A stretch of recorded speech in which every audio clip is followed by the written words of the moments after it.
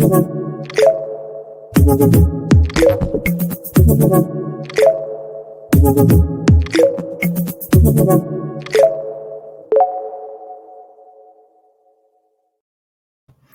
everyone. Welcome to this episode of the Lead the Future podcast. I am Dr. Vince Molinaro, and I am excited to have back on the podcast Tiffani Bova. If you know of her work, she's simply awesome. She's the growth, customer, and innovation evangelist at Salesforce, and is also the Wall Street best-selling author of Growth IQ, a very successful book. And over the past 2 decades, she's led large revenue producing divisions at businesses ranging from startup all the way through Fortune 500.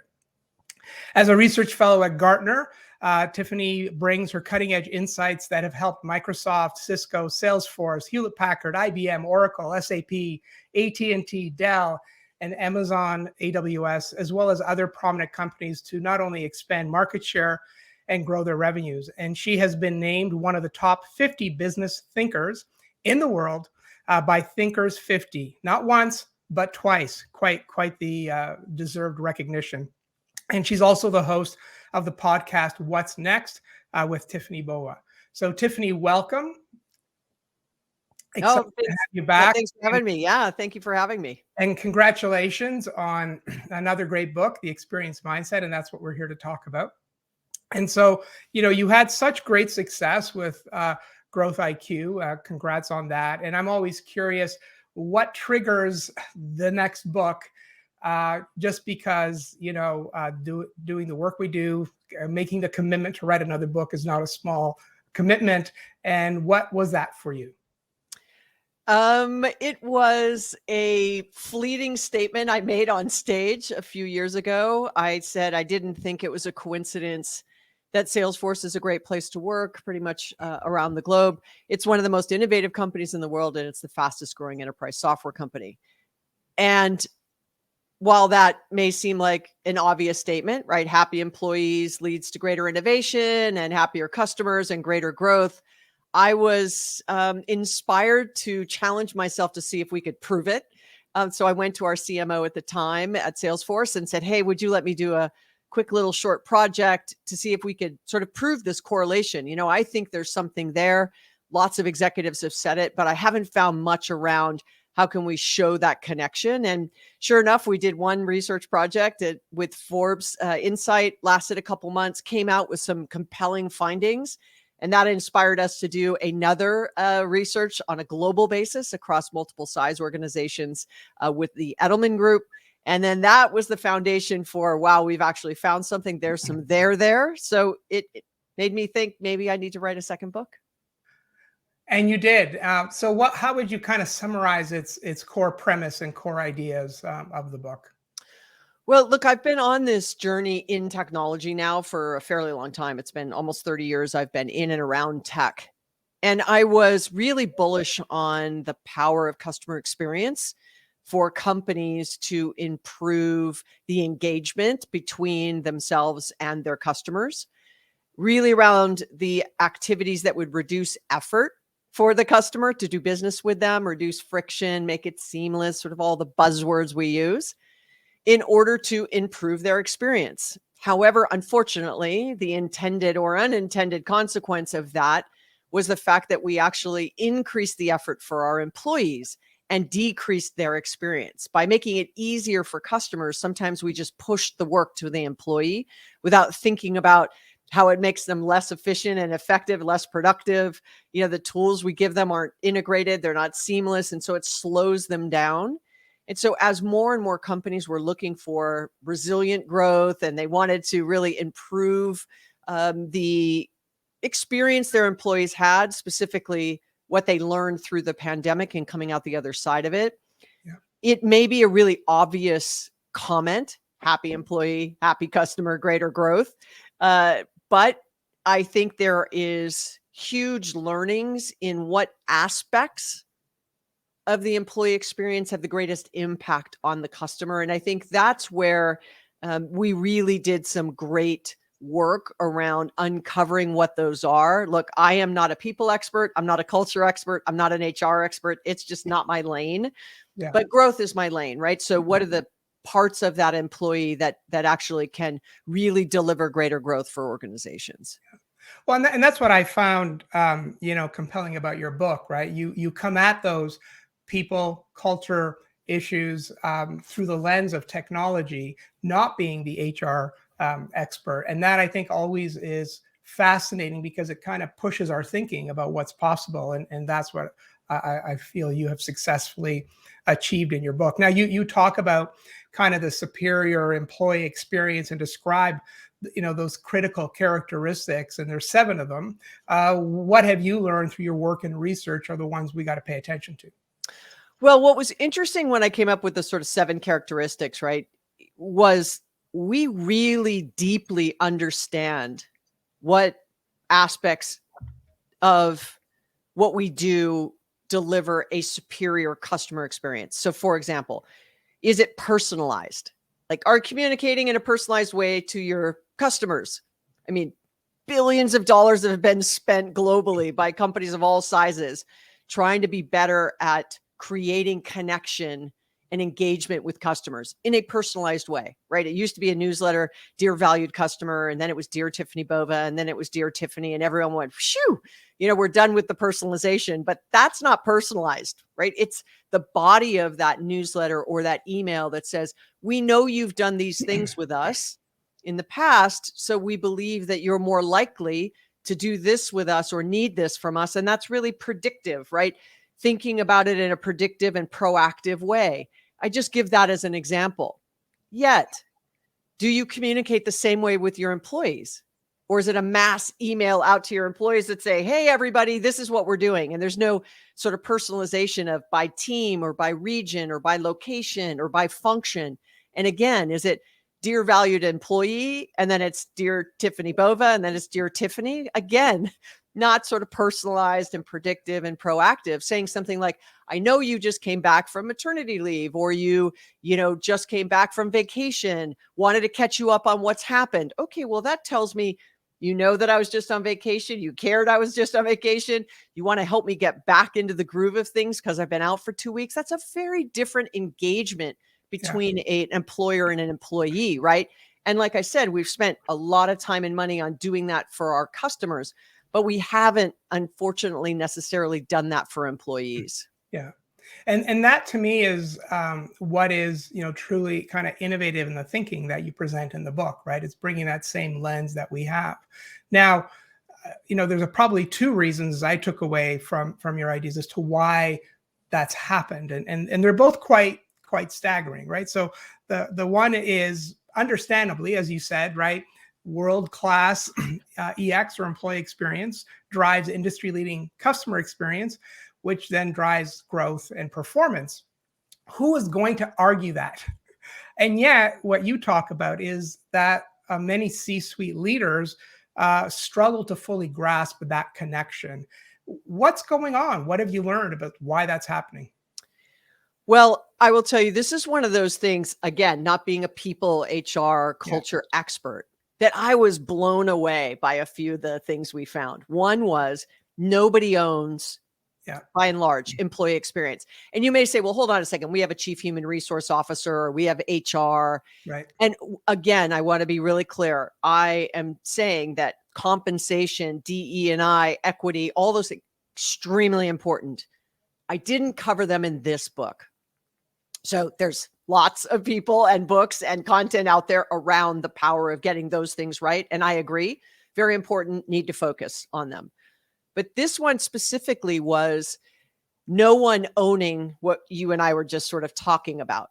Yeah. For example, right? I broke it down across people, process, and technology, which should be no surprise to anybody. I didn't make that up. It's Leavitt's triangle, diamond triangle from the 60s. But I added culture to that. So I call it PPTC across those 4 aspects. So if we say people, and I wanted to understand what part of that drives a great experience. Well, you care about me, you invest in my future, you train me, you allow me to progress in my career process? Are you keeping up with the processes of how I do things? Or are you just bolting more things on and the process is getting into the spider web of confusion and inefficiency? Technology, are you integrating tools, or am I having to jump between 5 things to do my daily job? And then culture, is it a culture that is willing to ask me where we could be better for improvement? And then I answer, and then it gets actioned. And so when I talked to executives, what was crazy was they said, nobody owns it. Yeah. The second thing they said was, we survey our employees, Yeah. but 3/4 of them do nothing with the data.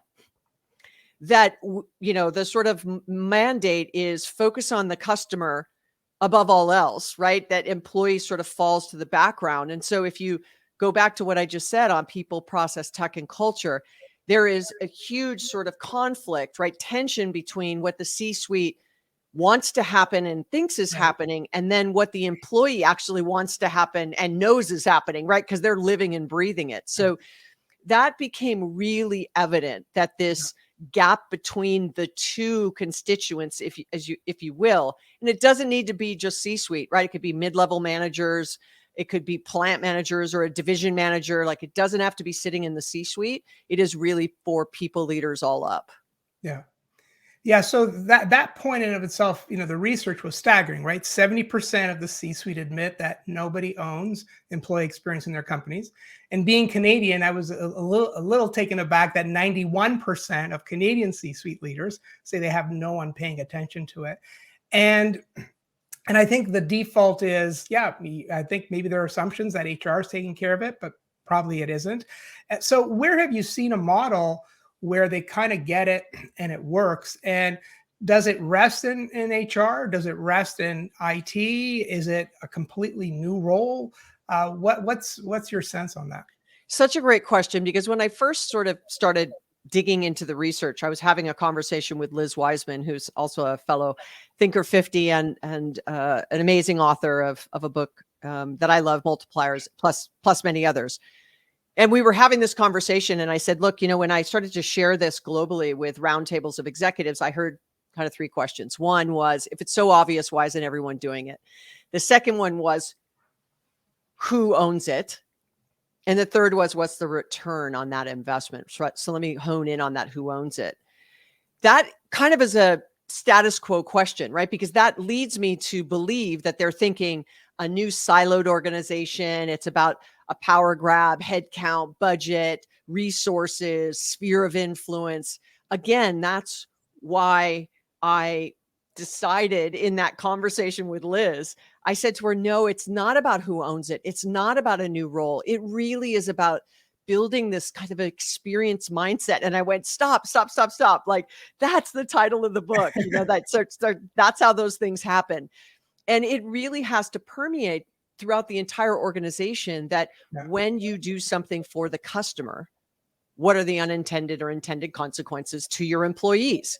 And if you could just pause for a moment and go, well, we've journey mapped the customer, have we journey mapped the employee, their journey to open and close a ticket, or to onboard, or to, launch a new product, or get something approved, or do an expense report, or whatever it might be.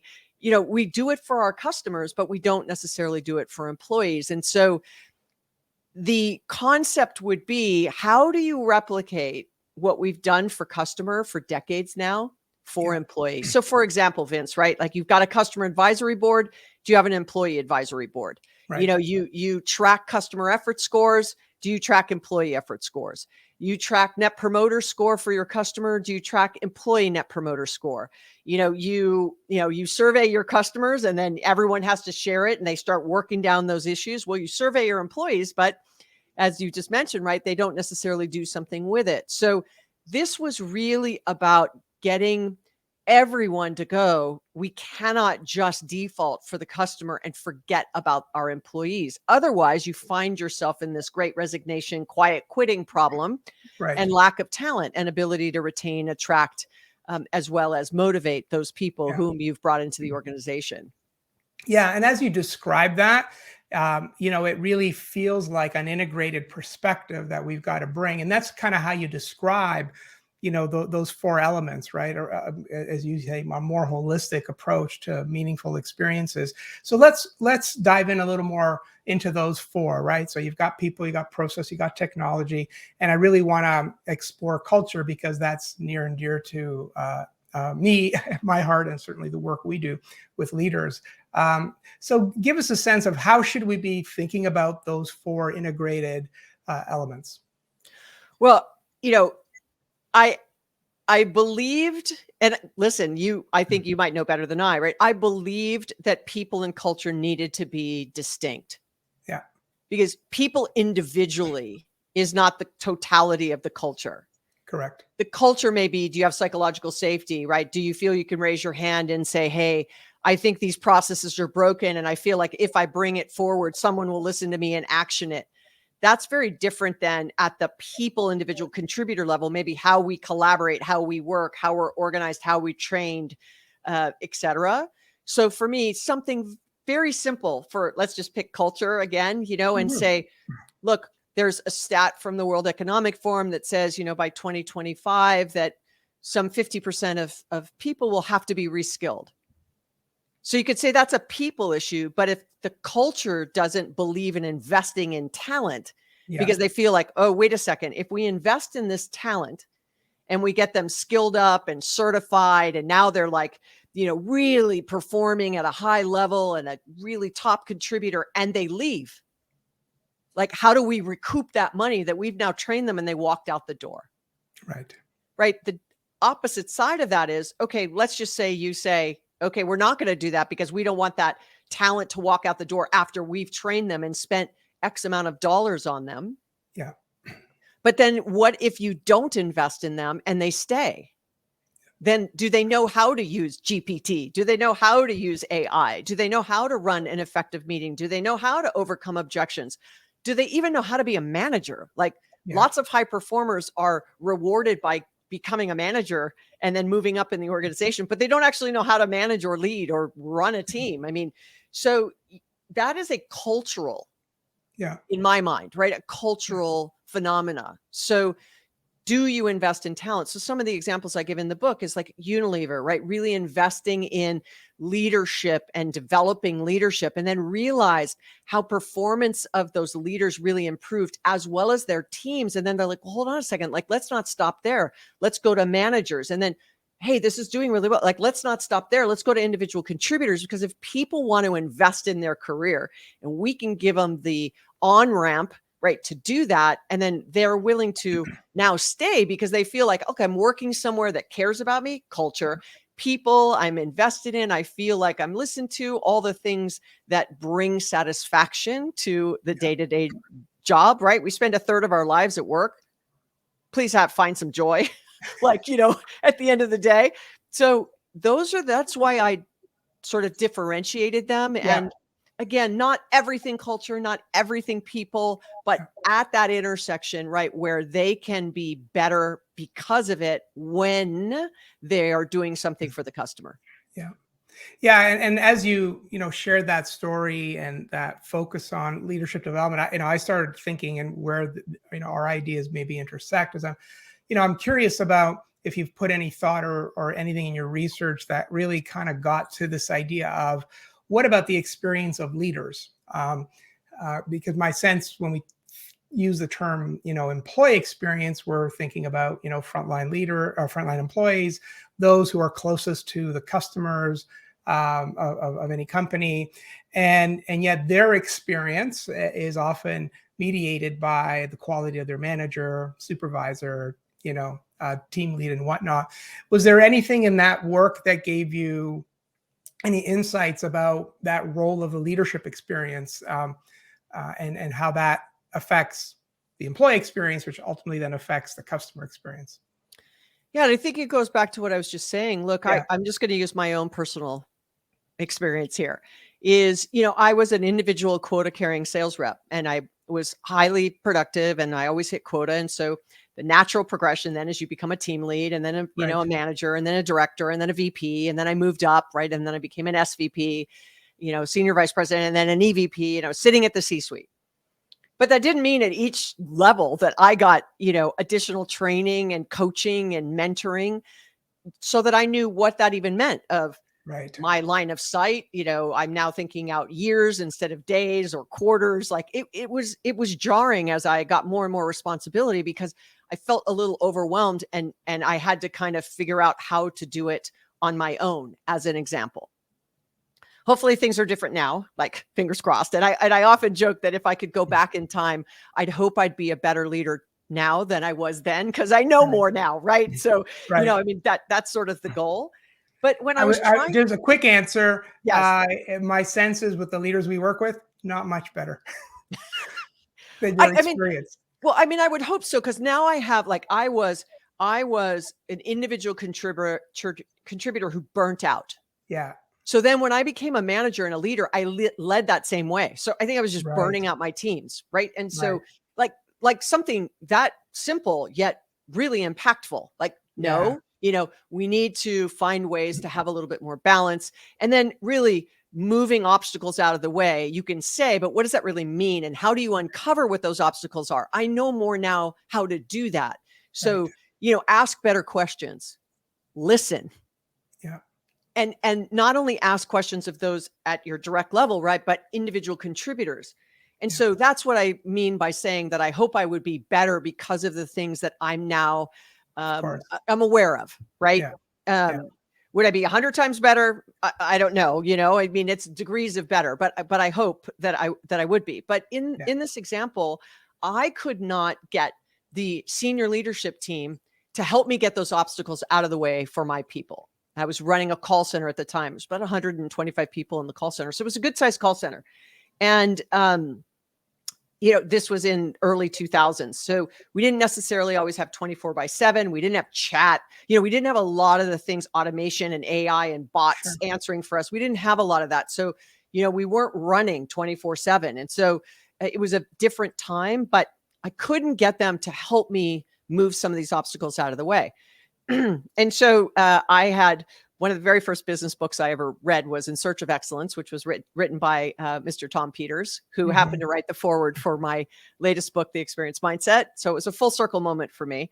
But he has a great concept in that book called Management by Wandering Around, right? Like get out of your office and go wander around amongst employees, people. Doesn't need to be frontline, doesn't need to be individual contributors, right? But just people, right? Get out of your office. So I asked my CEO, could I ask the senior team to go sit in the call center one day next week for a minimum of 2 hours? Like I need them to listen in, right? So just shadow different people in the call center. So some were taking orders, some were doing technical support, some were doing billing support, etc. And lo and behold, by the end of the week, everything I had been asking for was approved. Right? Yeah. So it's not like all of a sudden my idea became brilliant and right. It was that there was just no line of sight. Right.